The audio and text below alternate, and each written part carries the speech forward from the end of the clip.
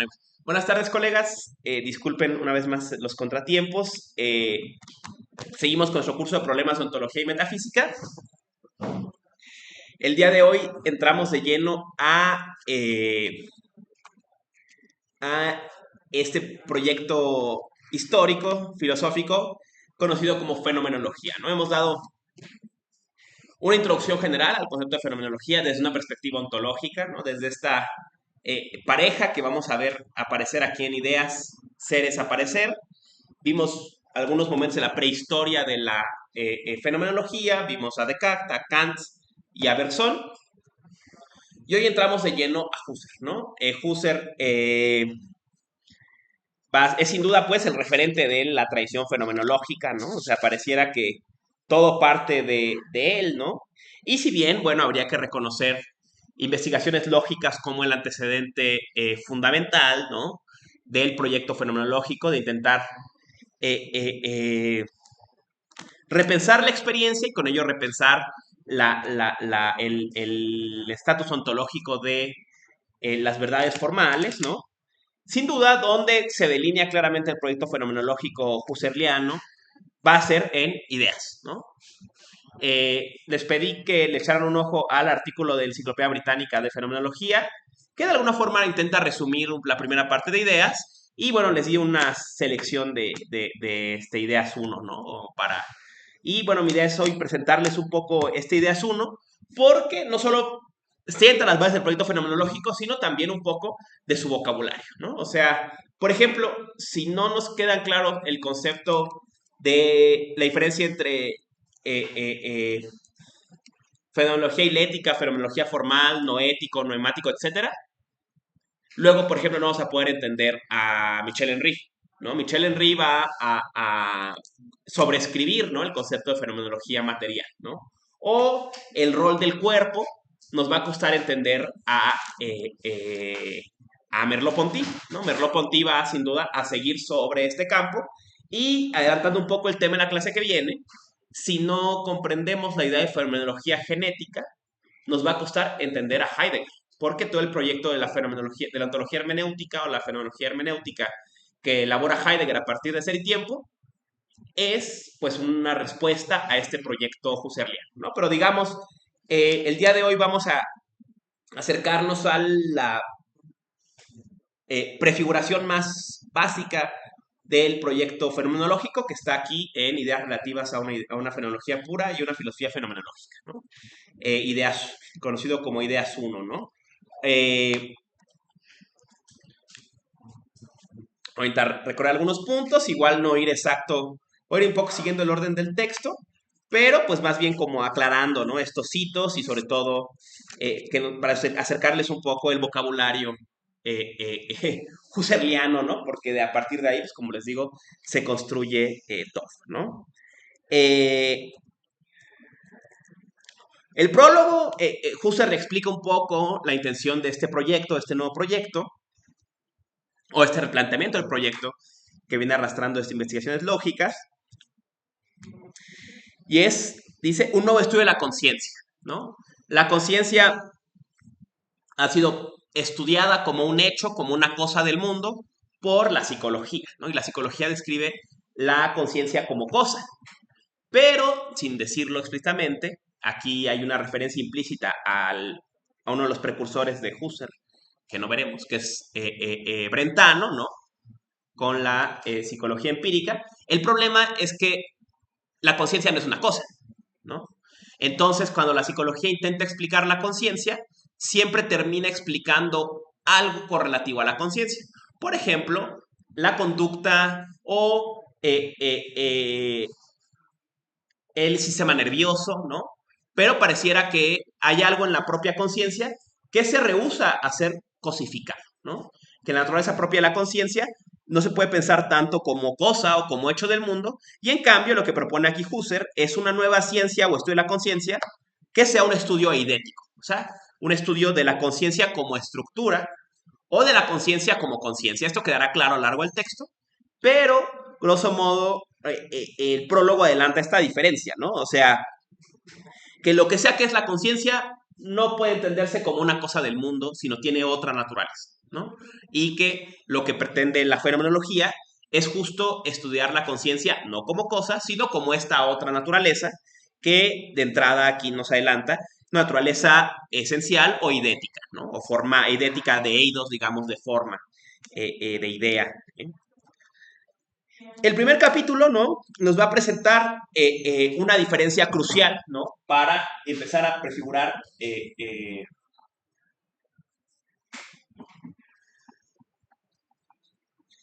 el, eh, eh, el campo de la fenomenología, ¿no? Eh, eh, las ciencias naturales, ¿no? Se van a enfocar en el estudio de los hechos, ¿no? Podríamos decir de los objetos, de las cosas, del mundo objetivo, ¿no? Eh, eh, eh, de lo que sea que está allá afuera. Forzando un poco a Husserl, podemos decir los hechos existen desde la perspectiva de la tercera persona, ¿no? Lo que hay afuera, ¿no? El problema es que las ciencias naturales, ¿no? Van a estudiar objetos y estos objetos pues tendrán una naturaleza individual, contingente y pretenderá al menos desde una perspectiva cotidiana independiente de la conciencia, ¿no? Pero dice Husserl, ¿no? Que uno de los errores en la forma en que se ha entendido la experiencia en la tradición filosófica, particularmente en el empirismo, es que la experiencia simplemente representa lo individual de los hechos, el mundo natural, ¿no? Sin reconocer que la experiencia contribuye a algo más, ¿no? Que en la experiencia hay algo más, ¿no? Que podríamos llamar, grosso modo, formas, ¿no? Esencias o formas. Eh, eh, eh, dando un ejemplo, cuando vemos algo, ¿no? Cuando vemos un objeto y preguntamos qué es, su qué, como dijera Aristóteles, su to de ti, su tiesti, el qué es, su quiridad, su ser determinado, como se dice en la traducción de la metafísica, ¿no? No estamos hablando ya de particulares, sino de eidos, de clases, de regiones, clases naturales, como se es que haya, ¿no? Aquí vemos, Husserl está básicamente volviendo a andar el camino que ya andó Hegel antes en la en la fenomenología del espíritu, y todavía más atrás, Platón, ¿no? Hay una ciencia de hechos, de particulares, contingentes, pero hay otra ciencia de esencias, de formas. Lo que hace que las cosas sean lo que son no es dado por la percepción del individuo, sino por algún tipo de percepción formal que reconoce en ese individuo una instancia de un universal, de un arquetipo, de un concepto, de un eidos, ¿no? El qué, ¿no? Eh, eh, eh, Y dice, es esta eidos, ¿no? Esta naturaleza o esta dimensión eidética del pensar, de del conocimiento y de la ciencia, ¿no? Eh, eh, determina en buena medida incluso el campo de lo que es, pensamos, la ciencia de hecho, ¿no? Por ejemplo, lo que él llama las regiones o las ontologías regionales, pues están determinadas por ciertas esencias comunes, ¿no? La mecánica trata sobre el movimiento, ¿no? Cuando decimos el movimiento en general, no estamos escribiendo un hecho o una suma de hechos, sino un eidos, una esencia, un carácter genérico, ¿no? Eh, eh, eh, esto parece pues no ser muy novedoso, pero lo que está empezando Husserl aquí a señalar, y un poco hasta aquí, ¿no? Estaríamos en, por ejemplo, en investigaciones lógicas 1, sería básicamente esto lo que nos está diciendo investigaciones lógicas 1, que la experiencia no solamente nos da el particular, sino una cierta forma que acompaña ese particular, ¿no? Cuando yo percibo algo, no solo percibo el particular, sino su esencia, ¿no? Y su esencia no es particular, sino es general, es universal, ¿no? Yo veo el cuaderno, pues bueno, cuaderno no nada más es este particular, sino este particular instancia, el eidos, la esencia, el qué, cuaderno, ¿no?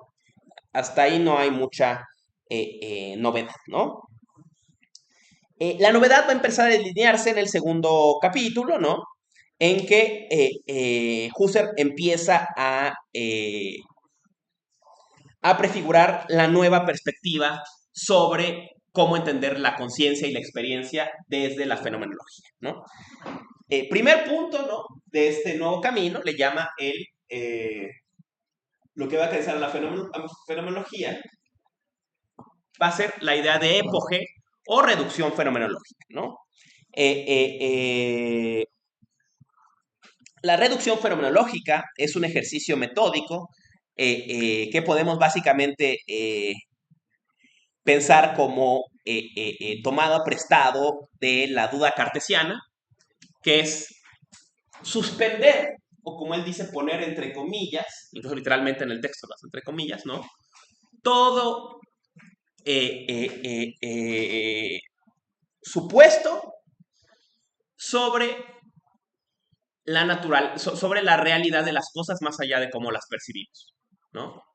Si existe el mundo independientemente, si no existe y solo es impresiones puestas en el espíritu, como decía Berkeley, lo que sea, si existe realmente, si no, si hay particulares, si existe. Eso dice Husserl. No vamos a posicionarnos si sí o si no. Simplemente vamos a suspender todo tome posición sobre la existencia del mundo independientemente de la experiencia. Y entonces, con ello vamos a reducir, pues, reducción fenomenológica, ¿no?, a reducir nuestro campo de estudio exclusivamente a el aparecer o a cómo las cosas se dan a la conciencia. ¿De dónde vengan esas cosas? ¿Quién sabe? Si de hecho son como se aparecen o no importa. Vamos a suspender eso para enfocarnos exclusivamente en su aparecer, ¿no? Segundo movimiento, y que va de la mano de esto, es reemplazaremos el concepto de experiencia por el concepto de intuición. ¿Por qué? Porque experiencia normalmente se piensa solo como experiencia de particulares. Mientras que, dice con el más general intuición, reconocemos que se nos da en la experiencia no solo el particular, sino también ciertas estructuras de ese particular que no son particulares, sino que en cambio son universales y eventualmente veremos algunas incluso absolutas, ¿no? Pero entonces, digamos, el punto va a ser reconocer que a la intuición no solo se le da el particular, sino algo más, ¿no? Y al final, pues el tema de la fenomenología va a ser delimitar este algo más, ¿no? En fin, ¿no? Y sentará el famoso principio de todos los principios, ¿no?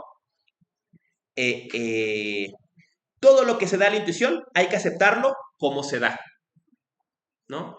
Esto es, la fenomenología se va a limitar solamente al campo de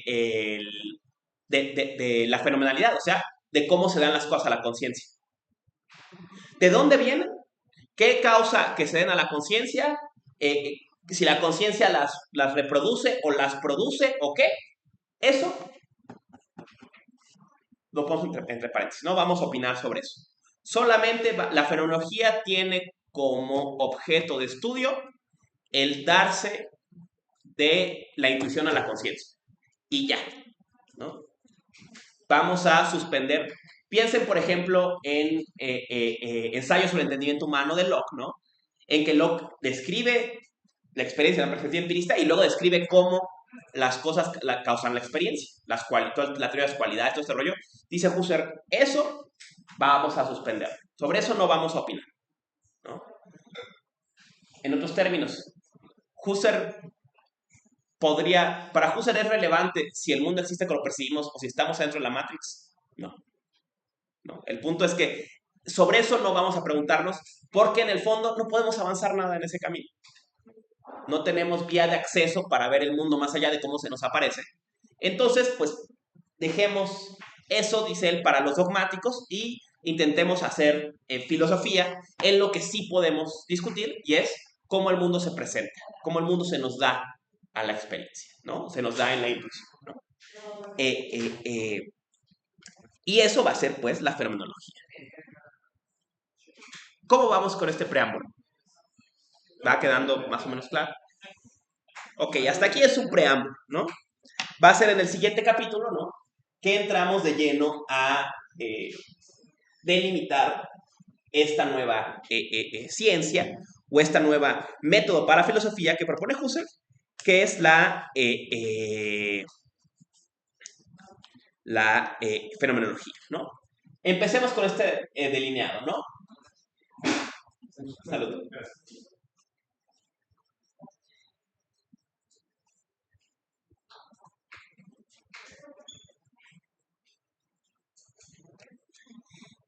Eh, eh, lo primero que hay que hacer, ¿no?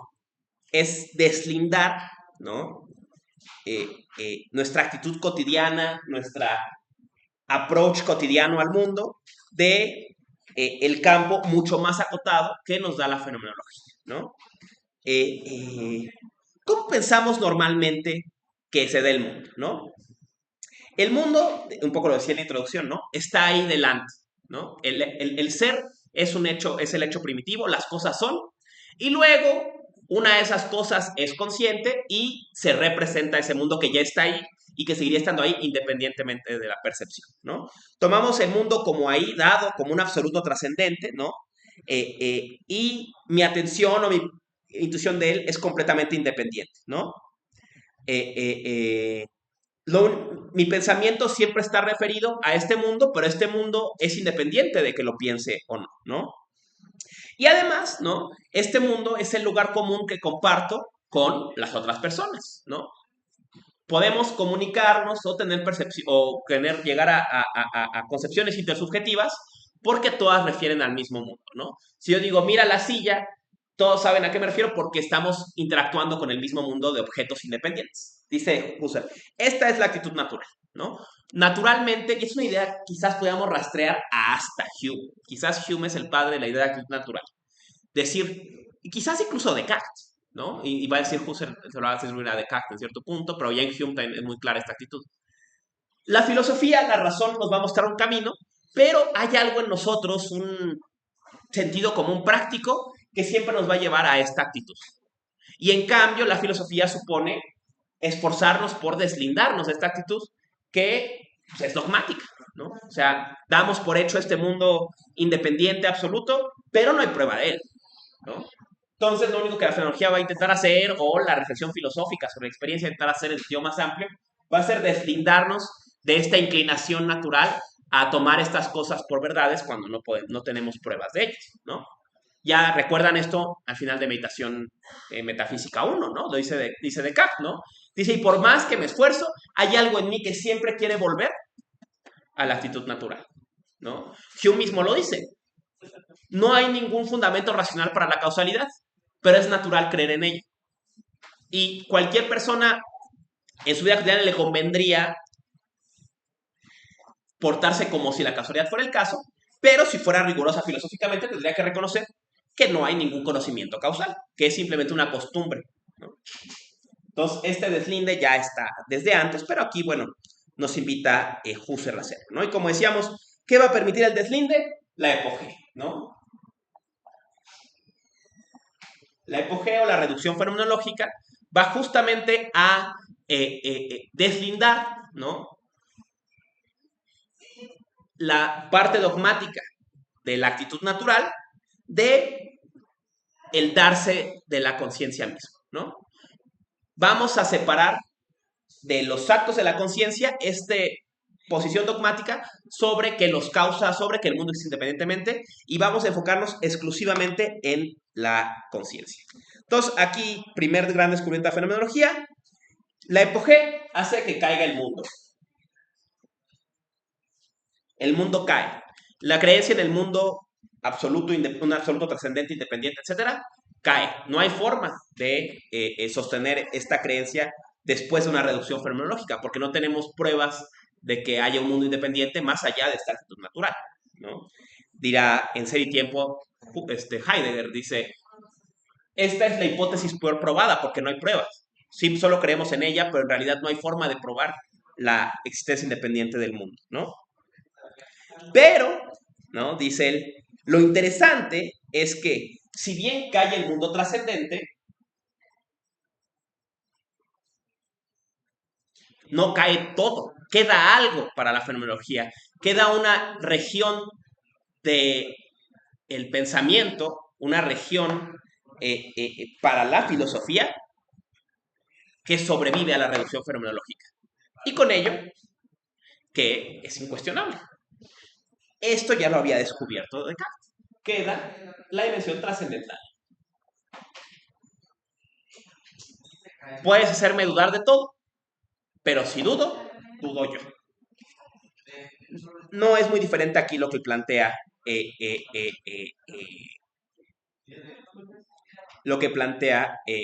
Husserl, ¿no?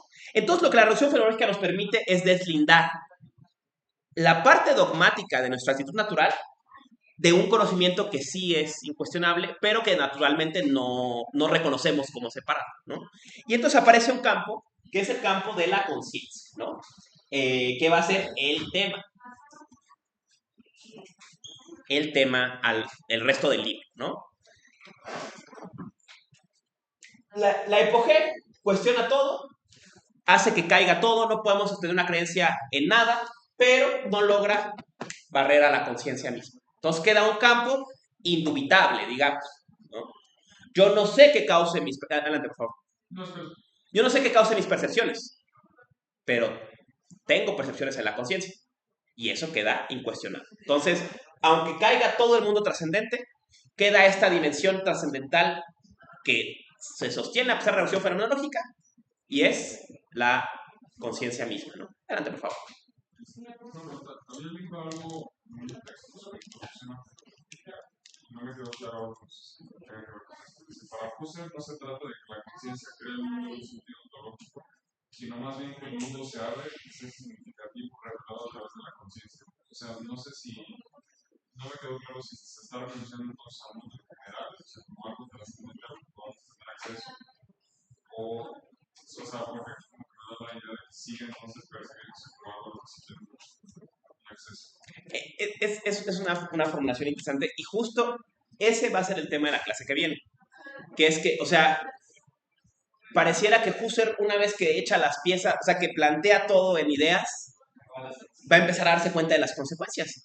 Una de las consecuencias es esa, ¿no? O sea, bueno, si podemos dar razón de el mundo sin necesidad de la referencia dogmática al mundo trascendente, pues a lo mejor habría que entender el mundo solo como este campo. Y entonces, eh, eh, pues esa toma de posición sobre el mundo trascendente saldría sobrando, ¿no? Sería irrelevante porque podríamos dar razón del mundo desde la perspectiva de la conciencia. Y más aún, veremos por eso, a partir del final de este libro, va a decir, pues resulta que entonces ese es percepto. Ser es ser para la conciencia.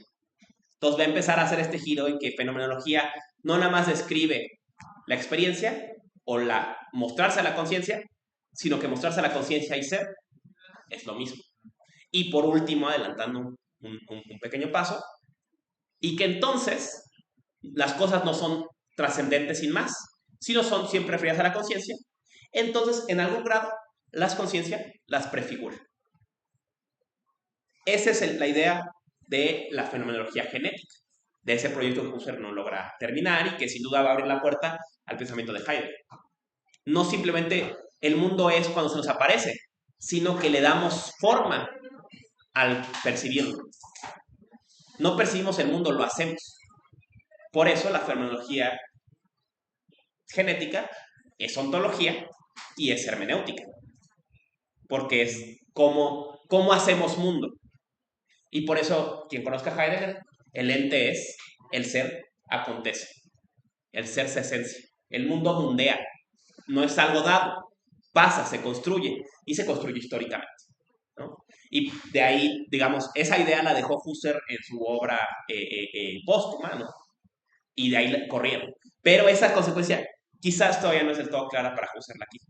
Un poco, por eso quiero que veamos este y luego los textos posteriores después de la jubilación, porque así vemos cómo Husserl como que echa las piezas y dice, la madre, bueno, ¿y esto qué implica? Pues justo eso, ¿no? Que a lo mejor no solamente deslindamos, sino que pareciera que esta otra postura pues, es completamente dogmática y que no hay razón para darle ningún peso y que podemos explicar eh, eh, eh, eh, eh, o entender, al menos filosóficamente, el concepto de ser cómo darse a la conciencia, ¿no? Y que toda idea de ser trascendente, pues es una posición dogmática o ingenua. Y por eso les decía esta frase de Heidegger, ¿no? En Ser y Tiempo. Dice, por eso esta hipótesis es la hipótesis probada de la historia. No hay ninguna prueba del mundo trascendente. Pero es una creencia a la que nos aferramos, porque es una creencia que damos por hecho. Pero cuando la reflexión fenomenológica vuelve sobre ella, se da cuenta que no tiene ningún fundamento, ¿no? Y en cambio que puede explicarlo todo desde la pura conciencia. Que va a ser justo lo que vamos a ver ahorita. ¿Qué diferencia hay entre Husserl y Descartes? ¿Por qué este libro no es las meditaciones cartesianas? Le digo, las meditaciones metafísicas de Descartes. Porque Husserl va a elaborar, va a sofisticar un poco qué significa conciencia. La conciencia no es sin más el cogito, sino va a desplegar y a sofisticar el cogito, ¿no? Pero bueno, muy pertinente observación, ¿no? Y justo toca quizás el gran tema de la fenomenología y el tema del curso. Está un poco ahí, le estoy echando poco a poco les voy presentando este ángulo, ¿no?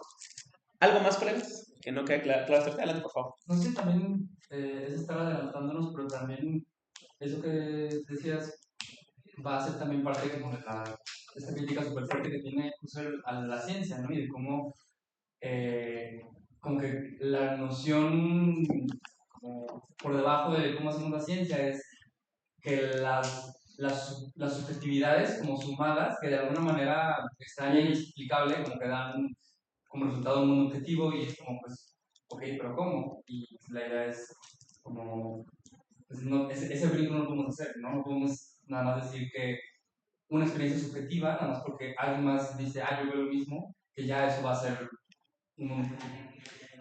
Claro, y vamos a ver que una de las cosas que Husserl va a reconstruir y quizás uno de los puntos más dramáticos es el noema, o sea, una objetividad de la conciencia, que es una cosa rarísima. O sea, veremos, pero justo va por ahí que va a reconstruir una nueva objetividad que es también intersubjetividad, ¿no? O sea, pero no es una objetividad trascendente, que va a ser lo interesante. O sea, parece una contradicción, un adyecto, pero ahí va a ser donde Husserl va, digamos, a cambiar la jugada de la tradición subjetivista de Kant, ¿no? O sea, hasta aquí dice, bueno, esto no es nuevo. Bueno, aquí viene lo nuevo, que vamos a sofisticar la forma en que entendemos el campo trascendental, o lo que entra en el campo trascendental, o lo que es la conciencia, ¿no? Vamos a intentar sofisticar nuestra forma de entender la conciencia, ¿no? Y al final, pareciera que todo el tema en la fenomenología siempre ha sido entender qué significa conciencia, ¿no? ¿Qué significa conciencia? Y que pues termina con consecuencias dramáticas, ¿no? Pues, quizás abandona el concepto Heidegger, ¿no? Pero conciencia Heidegger era pensado como Dasein, ¿no? Y finalmente Heidegger piensa Dasein no solo como el carácter ser humano, sino como un carácter social que acontece en la obra de arte, por ejemplo, o en el pensar filosófico, o en la poesía, ¿no? Que se abre, que el mundo, en fin, todo esto viene de aquí, ¿no? Avanzando un poco, ¿no? Entonces, vamos a replantear el concepto de conciencia, ¿no? Decía mi queridísima profesora María Teresa Muñoz, que uno de los grandes mitos de la filosofía moderna es la idea de que la conciencia es como un espacio, como un lugar donde se meten cosas, donde salen cosas, ¿no? Como esta imagen de las caricaturas, ¿no? De la burbuja que flota sobre el personaje, ¿no? La nubecita, ¿no? Esta idea de la conciencia como un dado, digamos, piensa Husserl, es el primer error de la tradición y por eso nunca entiende plenamente el campo trascendental, ¿no? Y aquí viene la famosa sentencia que replantea todo, ¿no? Toda conciencia es conciencia de algo, ¿no? Toda conciencia es conciencia de, o toda conciencia tiene un componente que la trasciende, ¿no? Esta es la novedad husserliana. La conciencia en Husserl ya no va a ser un espacio, sino va a ser un rayo, le llama él en este libro. Sartre le va a escribir en intencionalidad, en su artículo de intencionalidad, le va a llamar una explosión, ¿no? La conciencia no es un lugar, sino es una direccionalidad. Y entonces, ¿no? Vamos a entender esta direccionalidad, ¿no? Conciencia, ¿no? esta conciencia, Descartes la llamó cogito. Pero el error cartesiano es que no entendió que el cogito era un fenómeno complejo, ¿no? Yo pienso como, y ya. Husserl le pregunta a Descartes, ¿y qué piensas? No hay cogito a secas nunca, ¿no? Entonces el cogito está desdoblado en el ego del cogito, en la primera persona a la que refiere, en el cogitare, el acto de pensar, y en el cogitar. No hay cogito que no tenga estas tres dimensiones. Si no, no está escribiendo pensar de forma adecuada. Cuando digo pensar, sentir, o cogito como un término genérico de cualquier acto de conciencia, pensar, desear, recordar, prospectivar, lo que sea, tiene que tener esos tres componentes, ¿no? Hay una percepción cuando hay alguien que percibe, algo que es percibido y el acto de percibir. El error de Descartes fue obviar este lado. Él decía nada más, yo pienso, cogito. Reconocía el acto de pensar y el yo que lo practicaba. Pero se le olvidó, pues, ¿y qué piensa el ego cartesiano? ¿No? Dice Husserl, ahí fue donde la regó Descartes, ¿no? Y es ahí donde la fenomenología va a replantear la situación, ¿no? Colega, por favor. Me acuerdo que hay una parte del tratado que dice que, o sea, creo que también es una crítica de ese estilo, porque menciona que si se pone como a indagar en su pensamiento, nunca lo encuentra como algo que esté flotando en la nada, sino que es un conjunto de impresiones y sensaciones. No sé si más o menos puede hacer. No es lo mismo una crítica ya que va por ese camino. Un poco, sí. Y vamos a ver, por ejemplo, cómo este halo de, este haz de percepciones va a reaparecer en Husserl. Pero ahora pensemos simplemente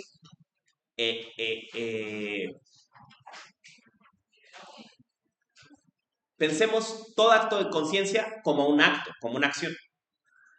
Entonces, no está nada más ahí, o sea, no es un dado, es una direccionalidad. Por darles un análogo, ¿no? Si han leído a Foucault, esto es un movimiento parecido es lo que reconoce Foucault en la microfísica del poder. Decía, el error de la atracción posterior es creer que el poder era una cosa que nada más tenías.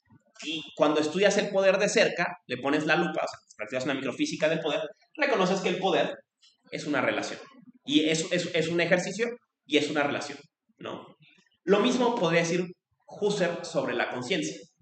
Cuando analizas la conciencia, te das cuenta que no es un lugar, no es una cualidad, sino es una acción. Y entonces, como acción, tiene esta polaridad, esta direccionalidad y no es un dado sin más, ¿no? Es algo que está pasando, ¿no? Por eso reemplazaremos conciencia pasiva por acto de conciencia, ¿no? La idea de que la conciencia es un constante hacer. Les digo, la imagen que él va a emplear aquí va a ser rayos, ¿no? La conciencia es un ir todo el tiempo, ir todo el tiempo. De aquí nace, pues, por ejemplo, el concepto sartreano que viene de estas lecturas de existencialismo, ¿no? ¿Qué es la conciencia? Ir al mundo, dice en Intencionalidad Sartre. La conciencia no está aquí, la conciencia siempre está allá, siempre está yendo, es un puro ir, ¿no?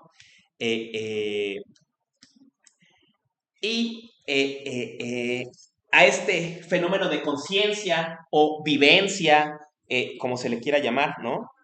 Reconocemos, ¿no? Estos tres polos, y por darles otro nombre, aquí está el campo del yo puro, el campo de la intencionalidad y el campo de un concepto interesantísimo que es el de objeto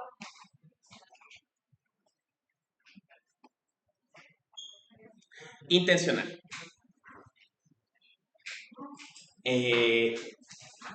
¿Por qué llamar a la conciencia, escribir la conciencia como una intencionalidad? Porque todo acto de conciencia es unir al mundo, ¿no? No es nada más, o sea, no es nada más ese espacio donde caen las cosas, sino es una proyección al mundo, una intención, ¿no? Un gesto hacia el mundo y un gesto que va a las cosas de una forma peculiar. Veremos esto, es un tema muy importante, un poco en Husserl, pero sobre todo en Heidegger, en Michel Henry, en Merleau-Ponty, todos ellos, que la conciencia se orienta al mundo de muchas formas. No solo lo vemos, y aun cuando lo vemos de muchas formas. Lo deseamos, lo disfrutamos, lo gozamos, lo sufrimos, sentimos miedo frente a él, lo recordamos, lo prospectivamos, y todas estas intenciones son formas de ir al mundo que van a captar un cachito de ese mundo, ¿no? Entonces está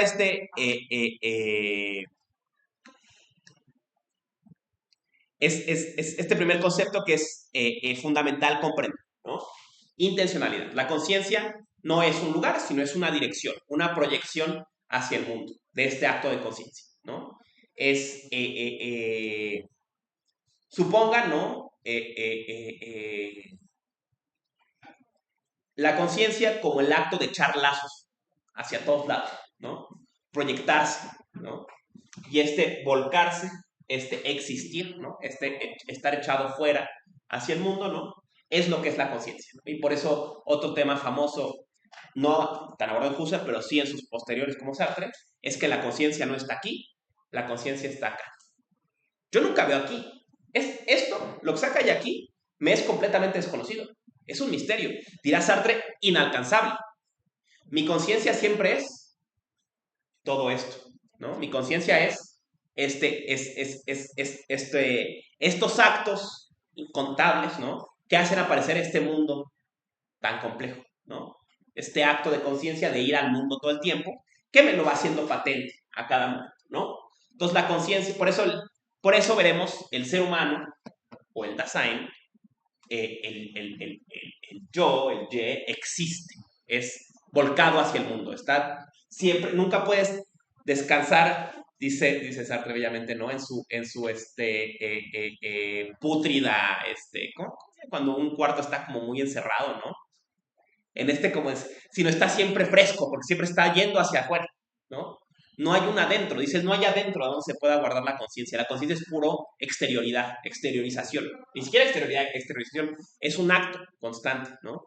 Entonces, con esto ya cambiamos la forma de pensar la conciencia, ¿no? Digamos, va a ser el caballo de batalla de la fenomenología, ¿no? Ser es ser para la conciencia, o ser es aparecer, pero este aparecer o este ser para la conciencia no es simplemente un lugar en la mente, sino es un acto de tender hacia el mundo, ¿no? Una explosión, ¿no? La conciencia, insisto, no está acá, sino está en este constante volcarse hacia el mundo, ¿no? Hasta aquí, ¿algo que quieran decir? ¿Alguna pregunta? ¿Algo que no quede claro? Porque esto es crucial. O sea, si esta estructura les queda medianamente clara, sobre esto van a seguir construyendo él y sus posteriores, ¿no? O sea, va a ser como, digamos, el caballito de batalla de la fenomenología, ¿no?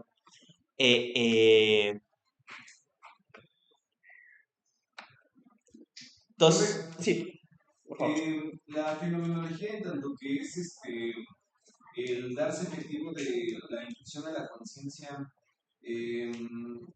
¿es entonces un punto de inflexión entre las ciencias cognoscitivas o es una forma de pensarse distinto a todas ese tipo de ciencias?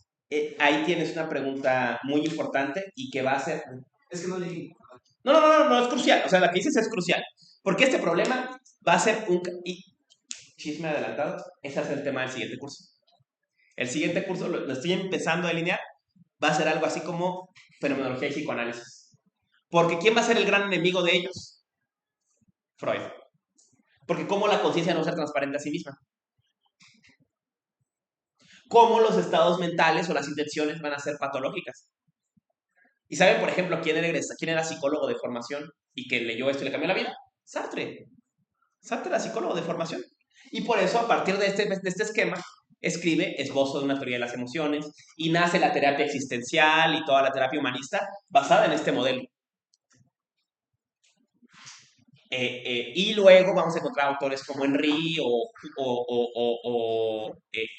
Merleau-Ponty que van a intentar reconciliar el psicoanálisis con este modelo de conciencia, pero van a estar peleados porque son dos modos de pensar a la conciencia, ¿no?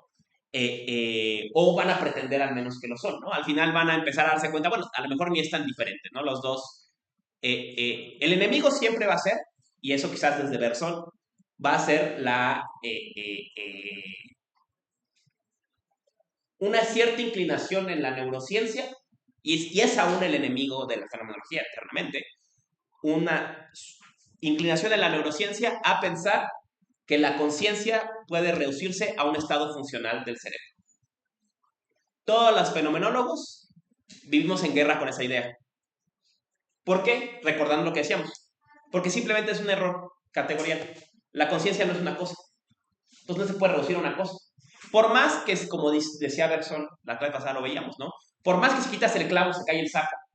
Por más que si cortas si desconectas el bulbo raquídeo se acaba la conciencia, conciencia y bulbo raquídeo nunca son lo mismo, ¿no? Ni ninguna relación físico-química del cerebro es un pensamiento.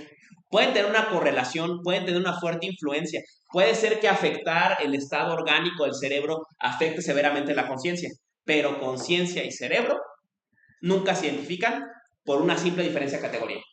El cerebro es una cosa, la conciencia es una esencia, ¿no?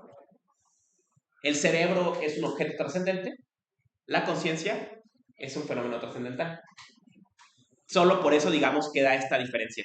Claro, les insisto, de Sartre para acá ha habido esfuerzos como de zanjar esta diferencia, y aún hoy la verdad es que en la discusión contemporánea de neurociencia y de psicología experimental y demás, se ha recuperado mucho esta posición, ¿no? O sea, digamos, esta posición peleaba duro contra los 80s, 90s, la idea del reduccionismo materialista, ¿no?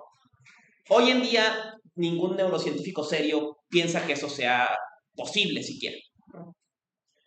Entonces, pues ya, digamos, no está la discusión así, pero sí hay esta confrontación sobre estos dos presentarse de la conciencia y si siquiera el otro siquiera capta la conciencia o está escribiendo otras cosas, ¿no? Pero tocas un problema nuevo, ¿no? Y que no tiene una solución. Acaba, por favor. Sí, pero ya respondió era que si la ciencia no es científica, no puede estudiar a la conciencia. Es un tema de discusión, ¿no? O sea, voy a darles un ejemplo bobo, ¿no? Y este ejemplo, curiosamente, me lo planteó alguien, justamente es una persona en la primera vez de toda la clase, sobre los ejercicios que hubo de filosofía y neurociencia en los 80. Se montó un laboratorio sobre filosofía del lenguaje en Querétaro que era multidisciplinario. Entonces, era filosofía y era neurociencia. Entonces, estaban empleando ecografías y demás para estudiar. Y me dijo algo impresionante de alguien que venía de eso. Me dijo, güey, esto es una farsa. Primera cosa que descubrí, el cerebro no existe. ¿Por qué? Porque yo tengo un pinche diagrama de cómo es el cerebro y ahí pongo las zonas. Hago el electro, hago la ecografía y nunca veo dos veces lo mismo, ¿no? Que es el gran argumento, la gran discusión en neurociencia contemporánea, ¿no? Dedicamos la final del siglo XX, inicio del XXI a discutir las zonas del cerebro, pero no hay dos cerebros iguales, ¿no? Hemos tenido casos contemporáneos de personas que descubren a su adultez avanzada que su cerebro es del 10% del tamaño normal y nunca ha reportado es un problema para su conducta. ¿Dónde queda la zona del cerebro? ¿No? Hay personas que pierden la zona del lenguaje y vuelven a hablar. Porque el cerebro no tiene zonas. Porque no es una máquina, ¿no? ¿Hay algún libro o paper que hable de esos? Déjame recordar, porque hay uno, lo voy a tener que recordar. Pero justo, o sea, este es una anécdota de primera persona, digo, de primera mano que me contaba esto, ¿no? Es que, güey, o sea, hacíamos los estudios y nunca había coincidencia, porque a cada persona que se lo hacíamos reaccionaba algo diferente, ¿no? Entonces parecía que la reducción no era el caso, ¿no? O sea, que sí la conciencia, sin negar, y yo creo que cualquier filósofo contemporáneo serio, ¿no? Sobre todo filósofos que hemos atravesado, por ejemplo, tratamientos psicológicos psiquiátricos, reconocemos que hay una conexión entre estados orgánicos del cerebro, ¿no? La falta de folatos o lo que sea con estados psíquicos como la tristeza, la distimia, ¿no? Pero no son lo mismo, ¿no? Será solo lo que habrá que distinguir. Que no podemos negar hoy la relación de determinación del cerebro con, con la mente o con la conciencia o lo que sea, pero que nunca se podrían reducir uno a otro, ¿no? Será más interesante, y lo vamos a ver adelante en el curso, la reducción que intenta Nishida, ¿no? Nishida dice, sí hay una reducción. Dice, el error es que creíamos que, que la mente estaba en el cerebro, cuando lo correcto sería decir que el cerebro está en la mente. ¿Por qué? Porque cerebro es una palabra, es un concepto. Entonces el cerebro existe como un objeto intencional. Todo el cerebro es parte de la mente. Claro, esa es la genialidad de Nishida, ¿no? Es decir, bueno, ¿y qué pasaría si el cerebro estuviera en la mente? ¿No? Y quizás un poco Husserl tomaría esa postura, ¿no? Sería un poco la postura de ellos, pero tocan un problema, ¿no? O sea, sí es un problema y que todavía, o sea, las discusiones contemporáneas, no sé, por ejemplo, me gusta mi tiempo libre estar discutiendo en Reddit, ¿no? Y los foros de conciencia siguen discutiendo estas cosas, ¿no? O sea, esta semana era lo que está discutiendo, ¿no? Y claro, también hay una cuestión histórica compleja, que es que justo en este momento, a partir de Husserl, ¿no? La filosofía del siglo XX va a formar dos grandes ramas que van a también tener que ver con dos grandes polos culturales, ¿no? La llamada filosofía continental, ¿no? Que va a ser básicamente fenomenología, Heidegger, existencialismo, teoría crítica, etc. Y la llamada tradición no continental o analítica, ¿no? Que va a ser un poco investigaciones lógicas de Husserl, de ahí Frege, Russell, Tractatus, ¿no? Toda esta tradición, ¿no? Y mucha tradición de la filosofía de la mente se desarrolló del lado analítico y la fenomenología no discutía con ellos porque eran unos farsantes. Y los analíticos no discutían con los fenomenólogos porque eran unos poco rigurosos. Entonces, es hasta hoy, digamos, que estas diferencias se han medio zanjado. Aunque, por ejemplo, todavía en la UACM hay dos departamentos de filosofía. Se pelearon tan cañón que están divididos, ¿no? En Del Valle se da analítica y en Tezonco se da continental, ¿no? Así, o sea, así de ridículo, ¿no? Pero pues ya cualquier filósofo serio del siglo XXI, pues nos reencontramos en los problemas, ¿no? Y de pronto resulta que los colegas de la tradición analítica dicen, bueno, a lo mejor, o sea, nuestras herramientas no dan para esto, a lo mejor habría que volver a leer a Hegel, ¿no? A lo mejor habría que volver a leer a todos estos tipos. Y al revés, ¿no? A lo mejor la tradición fenomenológica sí se cerró grandes discusiones o se cerró a participar en estas discusiones muy pertinentes por estar casada, digamos, con esta posición de la discusión entre Heidegger y Carnap, ¿no? En que es metafísica y la expresión de metafísica por del lenguaje, hasta la discusión entre Derrida y Serre, ¿no? Que serían como los dos episodios grandes en que se pelearon, ¿no? De plano, ¿no? Entonces, pues queda como una tarea contemporánea, yo creo, como este diálogo entre filosofía y la mente contemporánea, que es básicamente de corte analítico, y una fenomenología pues, ya mucho más moderada, ¿no? O sea, menos casada con la idea de que toda psicología, neurociencia y demás no sirve para nada, que es una pérdida de tiempo, que decía Sartre, ¿no? Es tan ridículo decir que el enojo es un estado neuronal como decir que el enojo es que se te enrojezcan los cachetes, ¿no? Es lo mismo, es una reducción de ves un fenómeno físico con un correlato de la conciencia y lo reduces. Pues es lo mismo. Y algo de razón tiene, ¿no? Pero, en fin, ¿no? Una discusión. Si le interesan los temas, espero en el siguiente curso podamos meternos a ahora el problema, ahora estamos el problema aparecer, sea ahora el problema estudios de la conciencia, ¿no? Pero, no, pero creo que sí menciona que hay ciencias del espíritu. Creo que menciona la historia. Ah, claro, sí. Sí, y eso es interesante porque esas ciencias no son ciencias necesariamente descriptivas, sino vamos a ver son prefigurativas. O sea, la historia no necesariamente estudia el pasado, sino crea un horizonte de sentido. Dice él, la síntesis activa, la génesis activa de la conciencia es tomar postura. Y yo pensaba, ¿no? O sea, eso se hace en la historia. O sea, que fue bueno o fue mala la Revolución Mexicana, ¿no? Y tomar postura crea un horizonte epocal de qué es el mundo, quiénes somos, cómo etcétera, ¿no? Y eso Husserl lo deslumbró, pero el que se cansó de pensarlo fue Heidegger, ¿no? Justo es en estos momentos que se funda historia, que se echa la relación de quién es el hombre, dónde habita, qué se le sustrae y qué le excede, ¿no? La relación mundo-tierra, mortales y divinos, ¿no? Y que eso funda mundo, ¿no? Históricamente, ¿no? Entonces tendría esta dimensión, ¿no? Pero eso para clase que viene, ¿no? Manténganlo presente, porque es... Y va a ser cosas el tema como de últimas obras de Husserl, que empezar mucho a pensar, revalorar esta otra dimensión, ¿no? En fin, ¿cuál es la conclusión hasta aquí, no? Eh, eh, eh, empieza Husserl, digamos, a echar las líneas básicas, ¿no? Dice,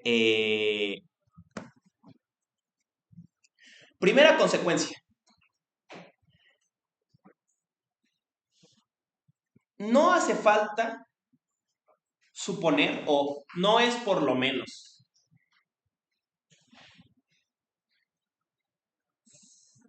fenomenológicamente válido suponer una realidad independiente de la conciencia. No es que no exista la realidad, pero es que lo que sea que es la realidad es un fenómeno de conciencia, ¿no? No hay una realidad, no hay un absoluto trascendente. El absoluto de la conciencia es un absoluto trascendental, ¿no? ¿Por qué? Porque aun cuando reducimos todas nuestras creencias sobre el mundo, no podemos reducir esta, ¿no? El mundo trascendente cae con la reducción fenomenológica, pero el mundo trascendental no puede caer, ¿no? Entonces mantiene esta dimensión fundamental, digamos, ¿no? Y entonces, pues habrá que renunciar a esta posición dogmática de una realidad independiente. Al menos, diríamos, usando una baja de Occam, pues es un supuesto que sale sobrando, ¿no? No. ¿Qué es el mundo independiente? Es algo a lo que no tenemos acceso de principio y que no hace falta para describir cómo se nos da el mundo, ni cómo nos ponemos de acuerdo, ni que el mundo existe independientemente de como yo lo veo. Pues se va a decir, claro que existe independientemente de como tú lo ves, ¿no? Porque, bueno, veremos por qué, ¿no? Porque es una explicación un poco complicada, ¿no?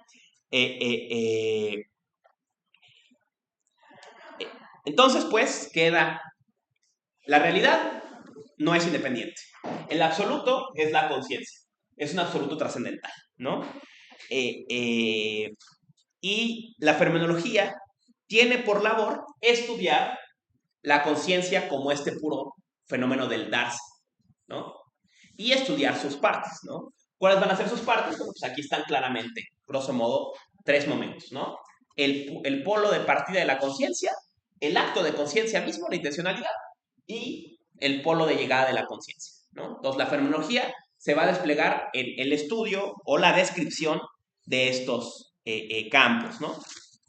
Eh, eh,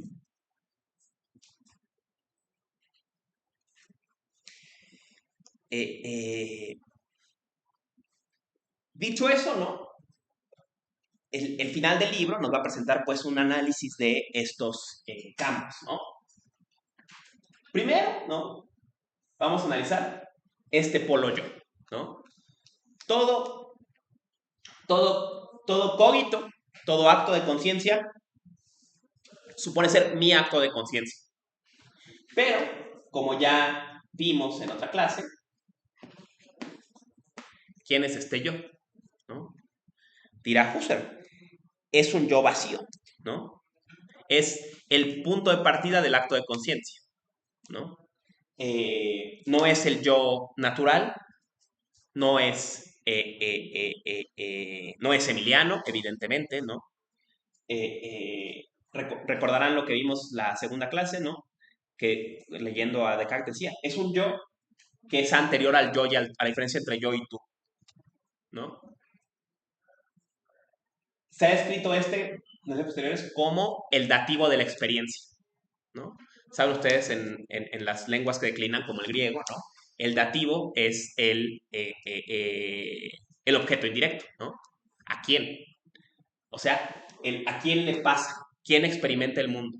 Ese a quién fundamental es el yo puro. ¿Qué es lo que ofrece el yo puro? Dice Husserl. El yo puro, un poco aquí, no distanciarse mucho de Kant, tiene una función de síntesis, ¿no? Aquí Husserl solo va a pensar una síntesis, lo que va a llamar después la síntesis o la génesis pasiva, ¿no? Que es, ¿qué es lo que hace el yo puro? ¿No? Darle unidad. Dar un polo de unidad a la experiencia. Hay sin fin de actos de conciencia, pero todos se unen en que son mis actos de conciencia. Entonces el yo, este yo del cogito le da unidad a la conciencia, y esa unidad es, y aquí otro tema que va a reaparecer en Heidegger, esa unidad es el tiempo. Si conocen a Kant, pues esto no es nada novedoso. ¿Qué es lo que, cómo el yo reúne los actos de conciencia? Poniéndolos en una corriente, ¿no? ¿Qué le da unidad a mis experiencias? Que llegar tarde hoy y pasar a comer y levantarme en la mañana y cuando me caí en un rosal de niño, todo me pasó a mí. Entonces todo se integra en este haz de conciencia, ¿no? En este flujo, digamos, de la conciencia, en esta corriente de vivencias, ¿no? Que le ofrece una unidad,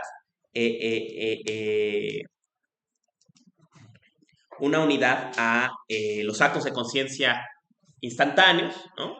Y transtemporales, ¿no? ¿Qué le da unidad, por ejemplo típico de Bergson, a la pieza de música? Pues que yo guardo de una forma en mi memoria, ¿no? La nota actual con la pasada, y además no es un haz de conciencia simplemente hacia atrás, sino que también está conectado siempre a una perspectiva en que anticipo la nota que viene, ¿no?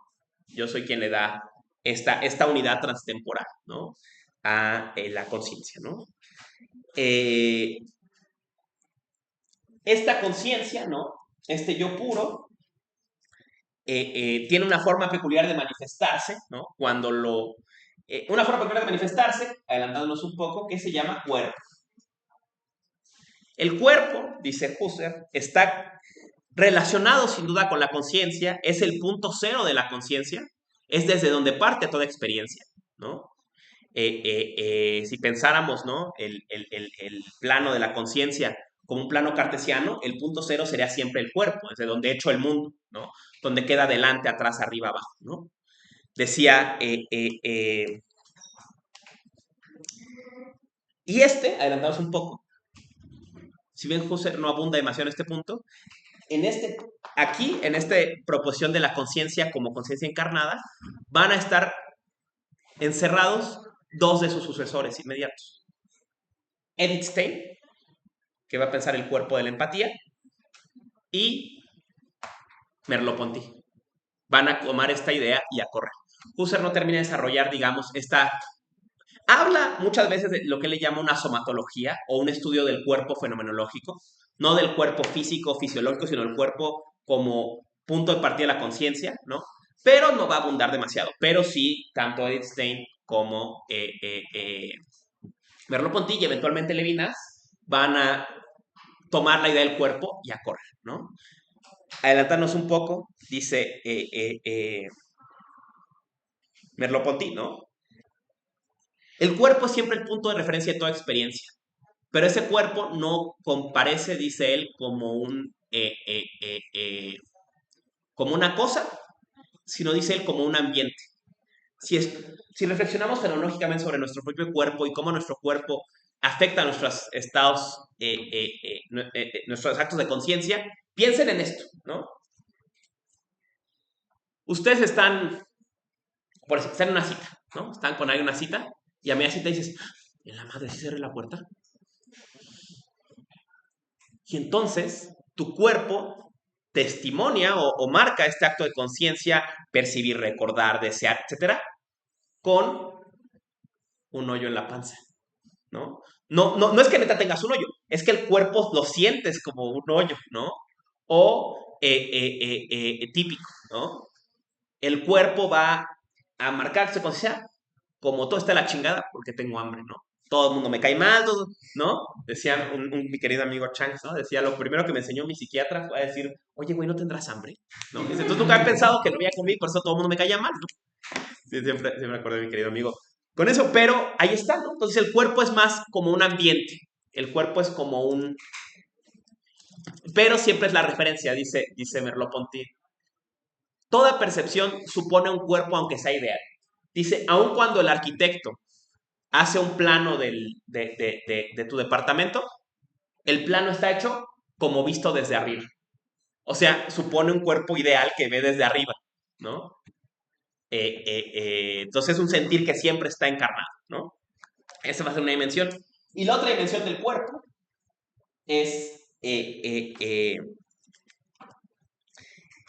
cuando la fenomenología reflexiona o vuelve sobre el acto de conciencia y busca este yo puro, al que va a encontrar va a ser al cuerpo. Y en este cuerpo va a encontrar además el símbolo, la clave de o la encarnación de una conciencia, y con ello el cuerpo es la llave de la empatía. La empatía, explica brevemente Husserl, luego Edith Stein en la teoría de la empatía y eventualmente Levinas, el cuerpo es el signo o el símbolo de la conciencia y con ello la clave de la empatía. En mi cuerpo yo veo encarnada una conciencia y cuando veo los cuerpos de ustedes, los reconozco como la encarnación de otras conciencias. Y a través de esta encarnación, de esta conciencia encarnada, reconozco en sus cuerpos actos de conciencia, ¿no? Decíamos el frío, el hambre, la tristeza, ¿no? La percibo en sus cuerpos. O sea, yo sé que ustedes están, no puedo percibir sus emociones directamente, exacto, pero puedo percibirlas encarnadas, ¿no? O sea, no puedo ver su tristeza, pero puedo ver sus lágrimas, ¿no? Y en la lágrima entiendo el, el, el, el, el, el sentir del otro, y más aún, dice Edith Stein, un regreso a este yo puro absoluto, en que siento el acto de conciencia, la tristeza. Y tu tristeza se vuelve mi tristeza. Eso es la empatía, ¿no? Y que vamos a, espero, no sé, chance de verlo, es un texto tremenda, interesante sobre la empatía de Edith Stein, ¿no? Y justo va a ser su tesis doctoral con Husserl, ¿no?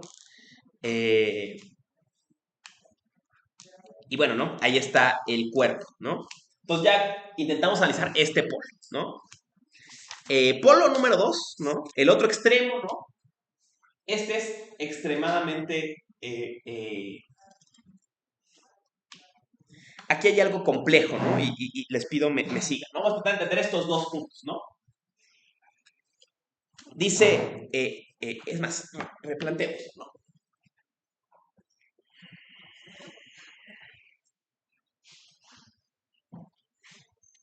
Vamos a pensar la intencionalidad, ¿no?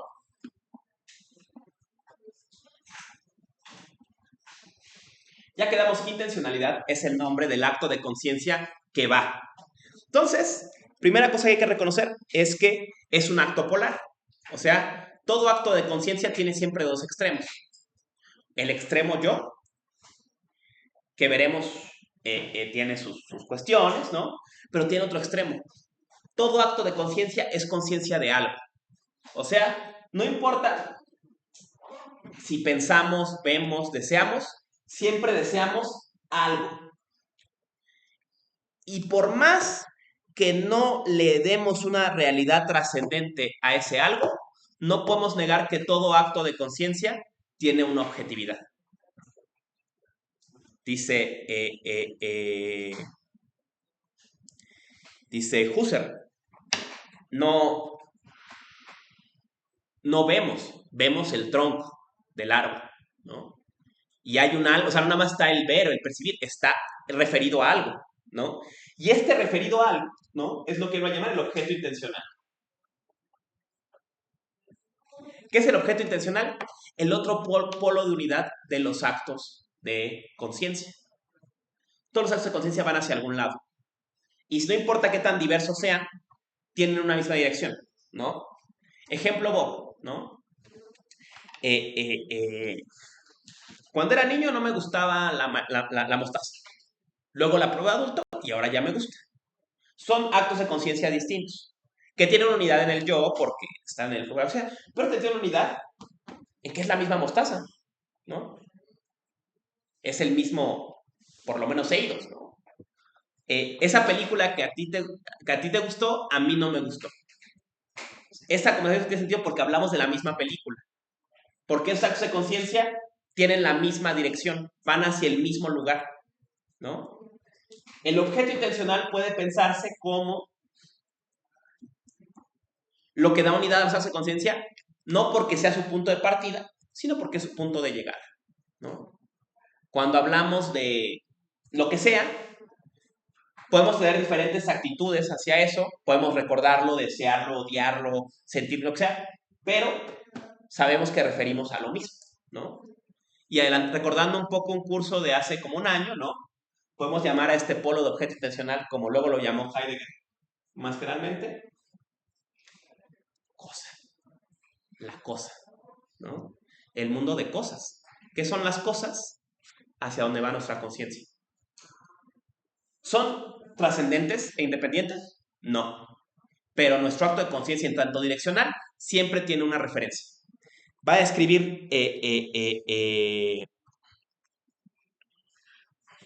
una forma muy bellamente. Dice, esto es el signo de la unidad de los actos de conciencia, ¿no? Yo le llamo banca a lo que reúne todos los actos de conciencia con esa dirección. A mí me gustan mucho estas bancas. Ay, a mí me chocan. Bueno, pero todas son esa banca, ¿ok? Por más que no le demos una existencia independiente, Husserl le reconoce una existencia intencional a los objetos de conciencia. Esto es crucial, ¿no? Decíamos cuando hablábamos de la crítica de Kant, ¿no? Porque todo cogito tiene su cogitatum. Todo acto de conciencia piensa algo. Entonces, si digo que solo que el acto de conciencia es trascendental e incuestionable, ¿no? Yo pienso es incuestionable, también habría que decir que la referencia al mundo es incuestionable, ¿no? Por ejemplo, hay un autor, ¿cómo se llama este autor? Ay, no me acuerdo el nombre, Tugendhat. Tugendhat, que estaba muy de moda en los 80s. Escribe un libro que se llama Metafísica como Antropología, ¿no? Y dice en su libro al principio, dice, toda reflexión metafísica sale sobrando porque en realidad cuando hablamos de qué es el ente, qué es el alma, estamos diciendo qué cree el hombre que es el ente, qué cree el hombre que es el alma, ¿no? Entonces regreso escribiendo a posición antropológica, ¿no? Y yo dije, tú no leyó a Husserl, ¿qué pedo, no? Pues el acto de conciencia sobre el alma supone la referencia a yo pienso el alma, pero también al alma. ¿Qué sería el alma? Por lo menos ese signo común en que coinciden todos estos conciencias de distintas culturas, ¿no? ¿Qué es Dios? Refiere a lo que los seres humanos creen que es Dios, pero también un polo de conciencia, signo de estos actos de conciencia que coinciden, que llamaremos Dios.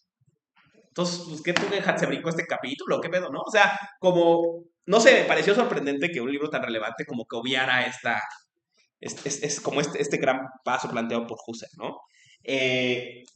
Entonces, y ahora, ¿no? Por último, viendo las partes de la intencionalidad, del acto intencional mismo, ¿no? De este as, ¿no? Husserl va a distinguir dos dimensiones, ¿no? Dice, todo acto de conciencia, toda intencionalidad tiene dos dimensiones. Una dimensión ilética y una dimensión, no, ética, esa es después. Una dimensión formal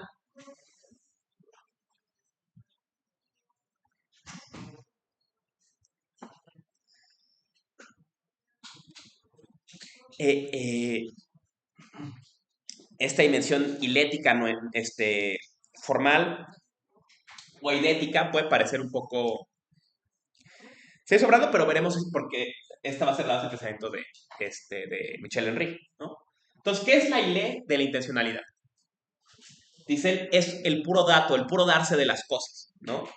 Dice él, es el color, la textura, ¿no? Este puro emerger sin sentido, ¿no? Ejemplo, Bob, ¿han visto este caso de las personas que les, de la versión real del dilema Moliné, de la gente que operan y de pronto recuperan la vista y que no pueden ver? Eso que reciben esas personas sería la pura ile del acto intencional. O sea, recibirían solo estímulos, ¿no? Se les harían patentes. Pero este dato supone, un poco en la visión aristotélica, de una forma o de un sentido.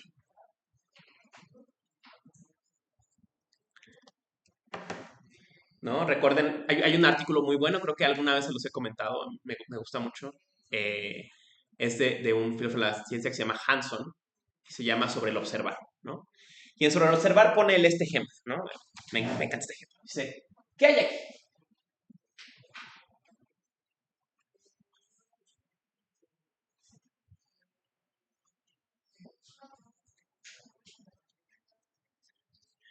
Pone este ejemplo en su artículo, ¿no? Dice, ¿qué es eso?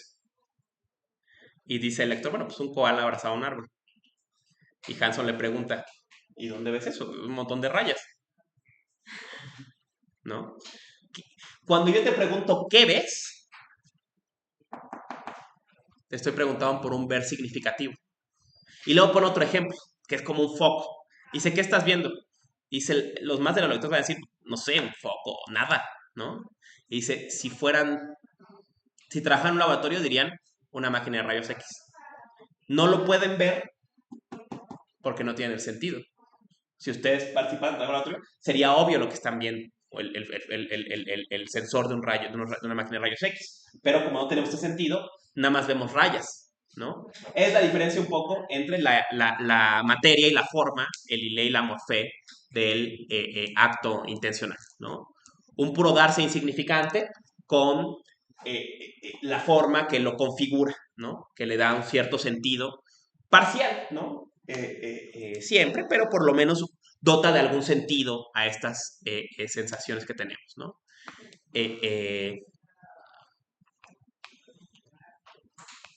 Veremos, ¿no? Que obviamente Husserl, vemos que su ciencia es idéntica, su fenomenología idéntica va a querer darle peso a esto, ¿no?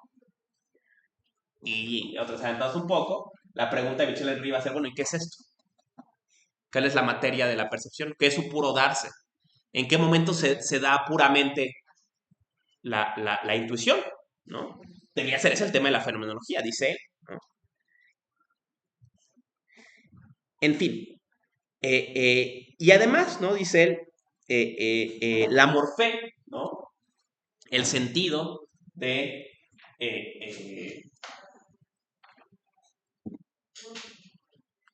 el sentido de cualquier intencionalidad tiene también dos dimensiones, ¿no? Una dimensión que él llama noética, que es la percepción, y este fenómeno que ya un poco adelantamos con el objeto intencional, que él le llama en esta parte noema, o sea, lo percibido.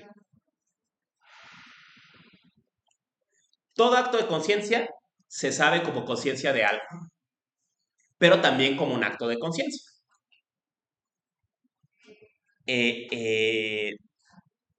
Por decir, cuando vemos, cuando recordamos, cuando deseamos, cuando tememos, ¿no? Cuando imaginamos algo, sabemos que puedo estar imaginando lo mismo, puedo estar teniendo estar dirigida hacia el mismo el acto de conciencia, pero que los actos de conciencia son diferentes. Ustedes ven diario su cocina. Saben que es la misma cocina, pero que cada acto de percibirla es diferente, ¿no? Es la diferencia entre noesis y noema, ¿no? Noesis es el acto de percibir y noema es esta referencia a lo percibido. Claro, esto percibido sabemos que no es independiente, que es un polo del sentido de la percepción, que está referida a algo, ¿no? Y ese algo es un polo de unidad, ¿no? Eh, eh, eh, Les leo un pasaje para aclarar un poco esto. Está en un paréntesis divertido. Apenas un querido amigo que también es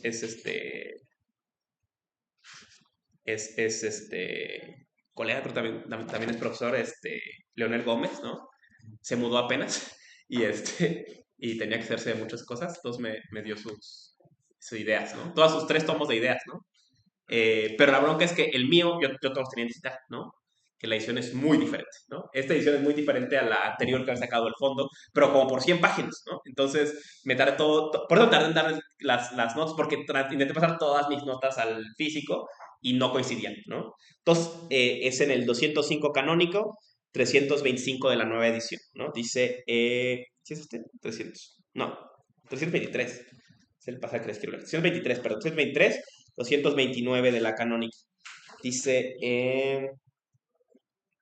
bueno, leo todo el pasaje. Dice, la reducción trascendental practica epogé con respecto a la realidad, pero aquello que de esta le queda pertenece a los noemas con la unidad noemática que radica en ellos mismos, y con ello la forma como lo real es precisamente consciente y en especial dado en la conciencia misma. El conocimiento de que aquí se trata exclusivamente de nexos eidéticos, o sea, incondicionalmente necesarios. Abre a la investigación un amplio campo, el de las relaciones esenciales entre lo noético y lo noemático, entre la vivencia de conciencia y el correlato de conciencia. Adelanto un poco. En la esfera de nuestro ejemplo brota ante todo la evidencia general de que la percepción no es un vacío tener presente el objeto, sino que es inherente, a priori, a la esencia propia de la percepción, tener su objeto y tenerlo como unidad de cierto objeto. Es un cierto acervo noemático que para otras percepciones del mismo objeto es cada vez distinto, pero siempre esencialmente predelineado. Esta parte es crucial. La hablamos un poco el año que viene, el año pasado que hablamos de conjunto de cosas, ¿no? El noema, este polo de unidad, el objeto intencional de la intencionalidad, ¿no? Este polo de referencia de todo acto intencional, tiene una función de darle unidad. Y los actos de conciencia que van a él siempre son múltiples.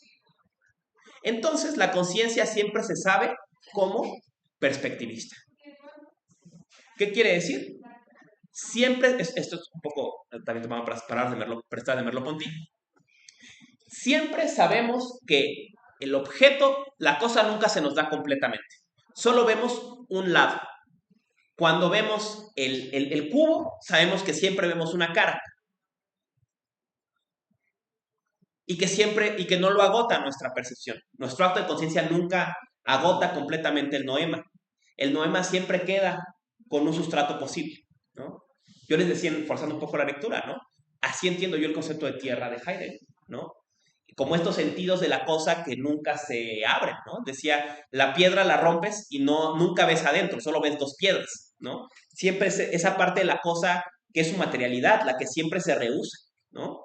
Que no se nos da, se nos entrega un sentido, cuando en cualquier acto de conciencia se nos da un sentido, ¿no? Yo veo esta cara de este fenómeno, de esta perspectiva, como lo estoy viviendo ahora, pero siempre sé que hay otros. Este acto es muy claro, si me gusta mucho este ejemplo. Entiendo por qué esta película no le gustaría a mucha gente, pero a mí me gusta.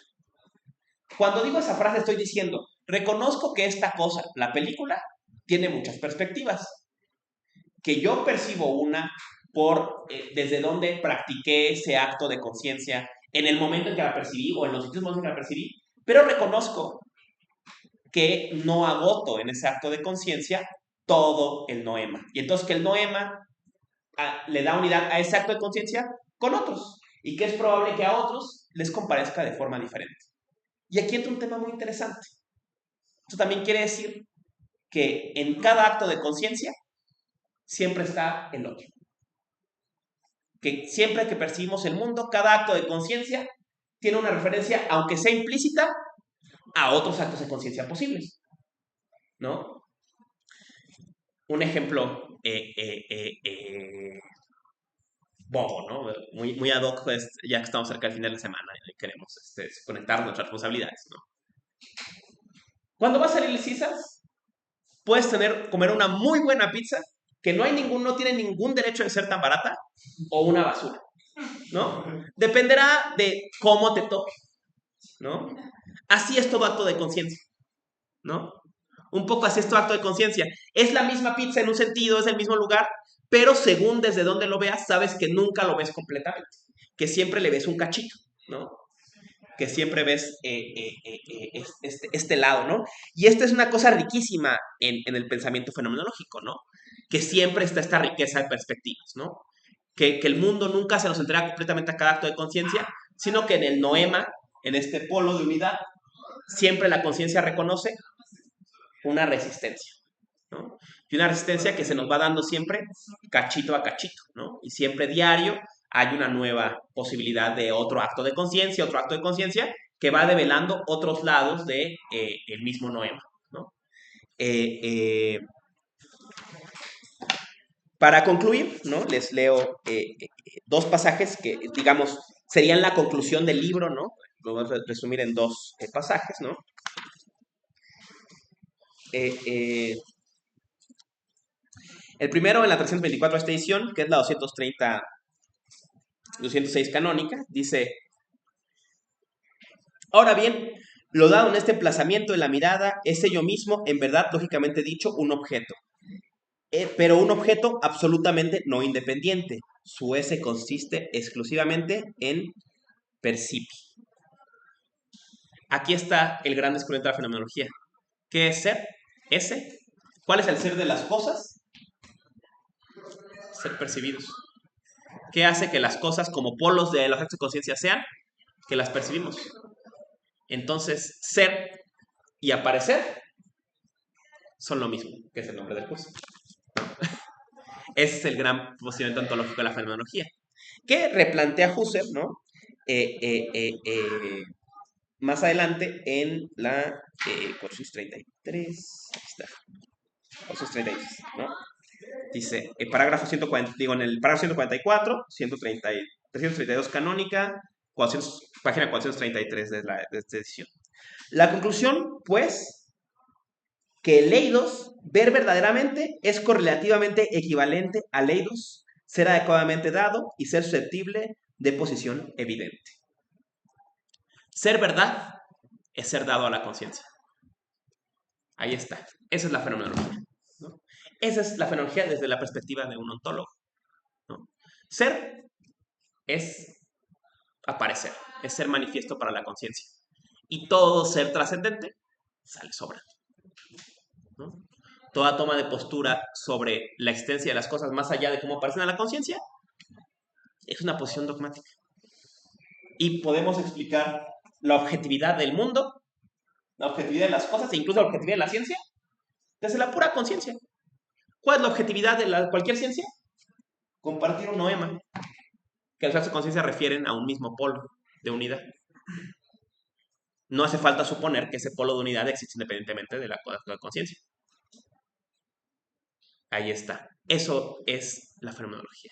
Esa es la clave de la revolución que plantea el pensamiento husserliano. Como les dije al principio, supone repensar nuestra posición natural, ¿no? La fenomenología nos invita a imaginarnos o a suponer que este mundo que damos por hecho no existe sino a partir de que se nos aparece, y que su ser es el aparecer a la conciencia, y que no tiene ningún ser, o no hace falta suponer ningún ser de él, independiente de eso darse a la conciencia. Y las consecuencias que eso tiene. ¿Qué consecuencias tiene? Ese es el tema de la próxima clase. Les adelanto, próxima clase, por favor, si pueden, lean todas las conferencias de París. Pero si solo pueden leer una parte, lean la conferencia 3. Conferencia 3 de Conferencias de París. Les decía esta conferencia interesante porque son las conferencias en las que Sartre conoció a Husserl. 1929, la conferencia de la Sorbona. Y es el esbozo de Meditaciones Cartesianas. Y de Meditaciones Cartesianas si pueden leer más, lean la Meditación 2 y la 4. Y si no pueden leer más, solo lean el parágrafo 37 y el parágrafo 38, que es de la cuarta meditación. ¿Qué vamos a ver? el proyecto que Husserl no logró, la fenomenología genética. Digamos, el proyecto que deja él echado y que luego van a agarrar Heidegger, Merleau-Ponty y todos ellos, que está delineado en estos últimos trabajos que hace antes de morir, ¿no? Entonces, o como menciones garcianas que se publican póstumamente, ¿no?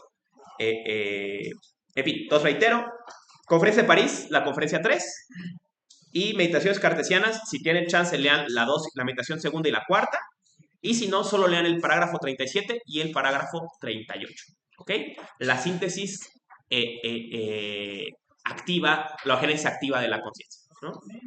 Y vamos a ver, como les decía, ya que Husserl revienta todo este desmadre, cuál es la consecuencia, ¿no? Y sin duda consecuencia muy poderosa, ¿no? Hasta aquí la grabación. Muchas gracias, colegas. Disculpen la velocidad de la clase y nos vemos la semana que viene.